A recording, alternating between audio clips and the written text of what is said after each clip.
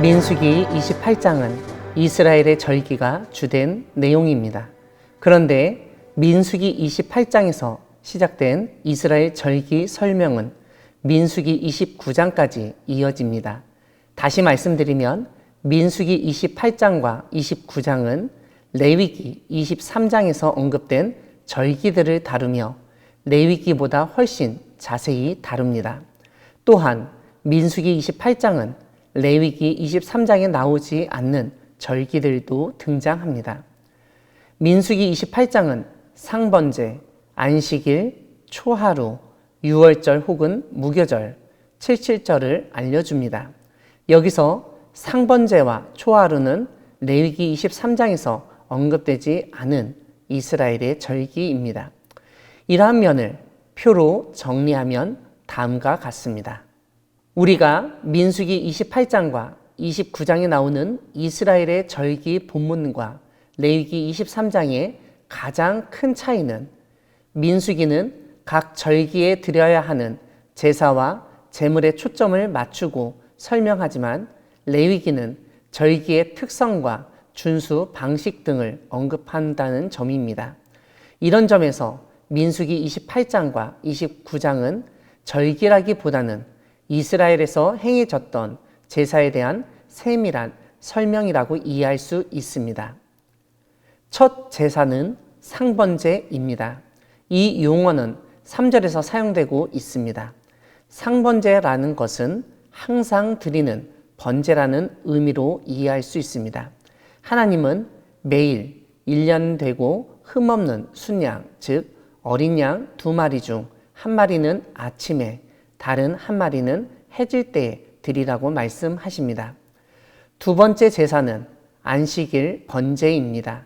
안식일에는 1년 되고 흠없는 순양 2마리와 고운 가루 10분의 2의 기름 섞은 소제와 그 전제를 드리라고 말씀하시면서 이것이 매 안식일의 번제라고 알려주십니다. 세 번째 제사는 초하루 번제입니다. 초하루에는 숫송아지 2마리와 순양 1마리와 1년 되고 흠없는 순양 7마리로 여호와께 번제를 드리며 소제와 화제, 전제와 속죄제를 드리도록 하시는데 이것을 매월 초하루의 번제라고 명명하십니다. 네 번째 제사는 유월절과 무교절입니다. 첫째 달 14째 날은 유월절이며 15째 날부터 일주일 동안 무교병을 먹는 명절이라고 알려주십니다.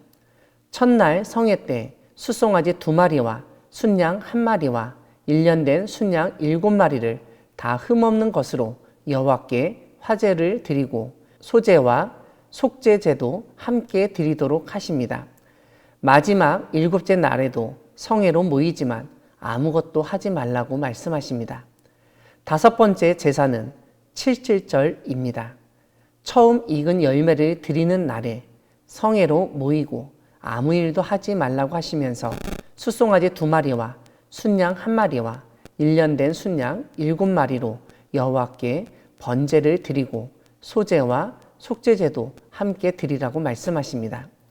사랑하는 광야교회 성도 여러분, 하나님은 매일, 일주일마다, 매월 첫째 날마다, 그리고 명절마다 하나님의 은혜에 감사하며 하나님을 온전히 섬기는 삶을 살도록 여러 제사를 드리게 하신 분이십니다. 오늘 본문은 매일, 매 안식일, 매월 첫날마다 하나님께 정해진 제사를 드려야 한다고 알려주는데 이것은 우리 인간의 삶을 하루, 일주일, 한 달 단위로 나누어 하나님을 예배드려야 함을 깨닫게 합니다. 고대 이스라엘에는 매일 드리는 상번제가 있었습니다. 이 상번제는 매일 아침과 저녁마다 하나님께 항상 바치는 번제였습니다. 이러한 상번제는 어찌 보면 우리의 신앙이 매 순간 이어져야 하고 꾸준해야 함을 상징적으로 보여줍니다.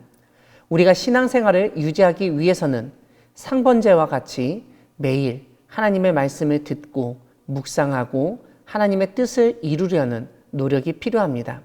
이와 함께 하나님은 매일뿐만 아니라 매 안식일, 즉 오늘로 치면 주일마다 하나님을 온전히 섬기는 예배를 드리게 하셨습니다.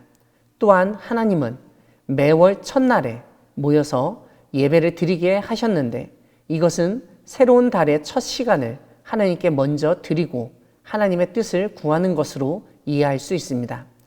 이것들 외에 오늘 본문은 유월절과 무교절, 칠칠절을 통해서 명절에도 하나님이 베푸신 은혜에 감사하여야 한다는 점을 다시 한번 상기시킵니다. 매일 드리는 상번제, 안식일 번제, 매월 초하루 번제와 유월절과 무교절 그리고 칠칠절 제사를 통해서 우리는 하나님이 우리에게 주신 것에 감사하며 우리도 하나님에게 무엇인가 바치고 섬기는 삶을 살아야 함을 다시 한번 깨닫게 됩니다. 그런데 매일, 일주일마다, 매월마다, 절기마다 하나님을 예배하고 감사하며 무엇인가를 바치는 것도 중요하지만 그것보다 더 중요한 것은 자원하는 심령으로 하는 것입니다. 그렇게 시기에 맞춰 정한 규례대로 제사를 드렸다고 끝나는 것이 아닙니다. 아무리 그렇게 모든 것을 격식에 맞춰 제사를 드렸어도 마음 자체가 하나님으로부터 멀어지고 기뻐하지 않는다면 그것은 하나님께 드리는 온전한 제사, 예배가 될 수 없습니다. 다시 말씀드리면 정성을 다해 드리는 한 번의 예배가 습관적으로 드리는 매일 드리는 예배보다도 나을 수 있습니다. 물론 그런 정성스러운 한 번의 예배를 드리기 위해서 매일, 매주일, 매월의 노력이 필요합니다. 매 순간 하나님이 베푸신 은혜에 감사하며 하나님이 기뻐하시는 거룩한 산 제사를 드리는 우리 모두가 되기를 소망합니다. 아멘.